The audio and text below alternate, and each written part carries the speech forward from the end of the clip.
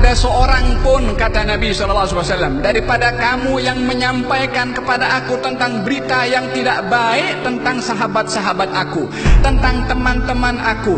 Karena aku setiap hari ini ingin keluar daripada rumah dalam keadaan aku ini hati aku selamat, tak punya perasaan tidak baik kepada orang lain dengan tidak mendengarkan informasi yang tidak baik tentang sahabat Nabi sallallahu alaihi wa ala alihi wa sahbihi wasallam. Ayajazu ahadukum an yakuna ka Abi Damdam, adakah kamu lemah untuk menjadi seperti Abu Damdam yang mengatakan Allahumma inni tasaddaqtu bi irdi, Allah, aku nak bersedekah dengan kehormatan arwah aku, dan aku tidak akan tuntut siapa saja yang maki aku, yang cakap keburukan tentang aku, yang apa orang nak buat kepada aku. Atasaddaqu bi irdi, aku bersedekah kepada mereka dengan tidak menuntut kepada mereka, dimaafkan oleh Allah Subhanahu wa taala. Keesokan harinya Rasulullah bertanya, siapa yang semalam itu dia berkata bahwasanya aku bersedekah dengan kehormatan aku? Maka berilah Abu Damdam, ana ya Rasulullah. Kata baginda Rasulullah, innallaha qad qabila sadaqata, Allah sudah terima sedekah kamu.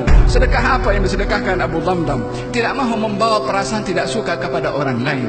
Tapi di zaman kita sekarang kita menaburkan, membakar api kemarahan dan juga kebencian satu dengan yang lain.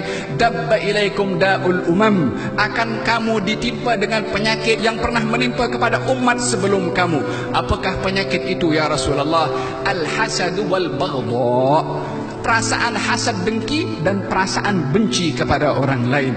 Fahiyal haliqah, kata baginda Rasulullah, itu semua adalah merupakan pencukur, kata baginda Rasulullah. La aqulu haliqatu sya'ri, ianya bukan pencukur kepada rambut, walakin haliqatu din, akan tetapi perasaan hasad dan dengki itu adalah pencukur kepada agama. Di zaman kita sekarang orang bersaing menggunakan SMS-nya, menggunakan WhatsApp-nya, menggunakan Facebooknya tentang keburukan si fulan, dihantarkan dengan gambarnya sekali, dengan videonya sekali, tidak bermuhasabah, tidak dilihat perbuatannya akan dipertanggungjawabkan oleh Allah dengan menanamkan kebencian kepada orang ramai semua yang menerimanya, menanamkan tidak suka kepada orang ramai tentang apa yang sudah disebarkan. Hasibu anfusakum qabla an tuhasabu, hisablah diri kamu ketika berada di dunia sebelum kamu nanti dihisab oleh Allah nanti di akhirat. Orang yang banyak bermuhasabah di dunia akan ringan hisabnya di akhirat, yang tidak bermuhasabah di dunia akan berat hisabnya di akhirat.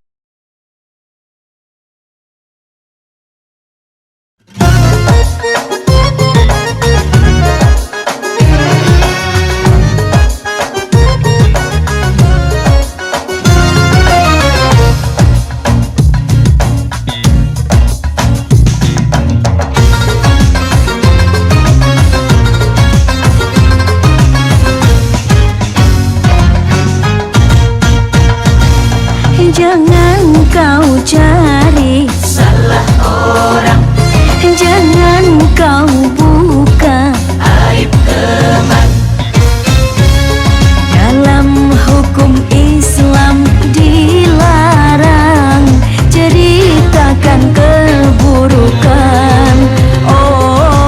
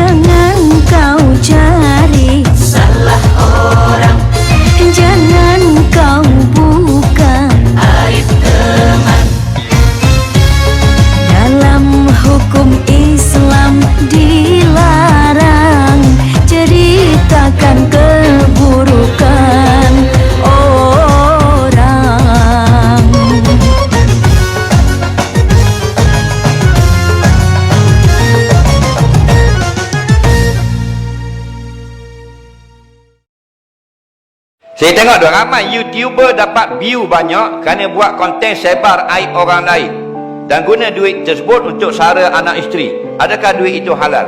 Dia kata banyak YouTuber ataupun TikTok dan sebagainya, kandungannya ialah aib orang, kandungannya ialah fitnah orang, kandungannya memperaib, memalukan orang, kandungannya menceritakan tentang rumah tangga orang, membuka rahsia orang dan sebagainya.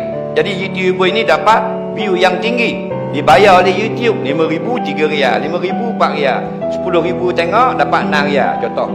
Sebulan masuk 20,000 30,000. Adakah hukumnya halal? Jawabnya ya, hukumnya haram. Moga-moga dengan majlis umpama ini Allah Subhanahu wa taala bersihkan hati kita. Allah lembutkan hati kita. Allah bersihkan jiwa kita untuk tidak ada di dalam hati benci kepada orang lain, untuk tidak ada di dalam hati dengki kepada orang lain, tidak ada di dalam hati buruk sangka kepada orang lain. Dijadikan anggota tubuh badan ini pintu untuk kita sentiasa hampir dan ingat kepada Allah. Dijadikan mata ini adalah dapat menitiskan air mata karena takut kepada Allah. Dijadikan telinga ini adalah pintu laluan untuk mendengarkan ayat-ayat dan bacaan-bacaan yang mengingatkan akal dan hati kita kepada Allah. Dijadikan lisan kita ini basah untuk berzikir kepada Allah. Yang kesemua daripada ini menjadi penawar kepada hati kita. Demikian yang kita harapkan kepada Allah Subhanahu wa taala, sehingga tiba satu hari nanti kita berjumpa dengan Allah dalam keadaan hati kita selamat, dalam keadaan hati kita bersih insya-Allah.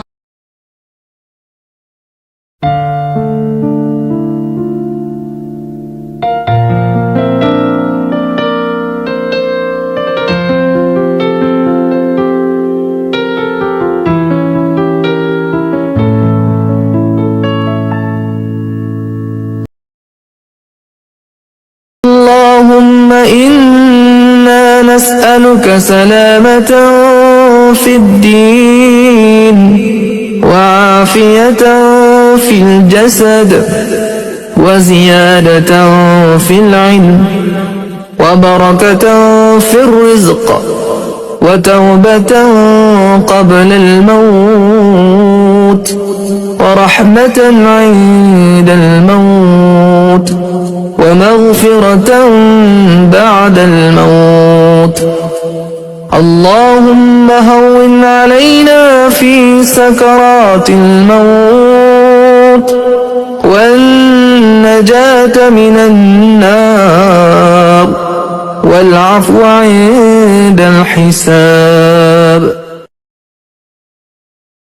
سبحان الله سبحان الله سبحان الله سبحان الله الحمد لله الحمد لله الحمد لله الحمد لله الله أكبر الله أكبر الله أكبر الله أكبر سبحان الله سبحان الله سبحان الله سبحان الله الحمد لله الحمد لله الحمد لله الحمد لله الله أكبر الله أكبر الله أكبر الله أكبر سبحان الله سبحان الله سبحان الله سبحان الله